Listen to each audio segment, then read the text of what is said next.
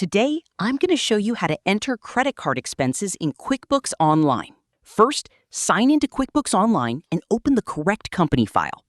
From the left side menu, go to Accounting. Then open Chart of Accounts. Find the specific credit card account where the expense was charged. Once you find it, click View Register. This opens the transaction history for that credit card account. At the top of the register, click the drop-down for adding a new transaction. Choose CC Expense or Expense, depending on what appears in your QuickBooks layout. Now, enter the details of the purchase. Start with the date. Use the date the credit card purchase actually occurred. Next, enter the payee or vendor. This should be the business or merchant you made the purchase from. Then, enter the amount charged to the credit card.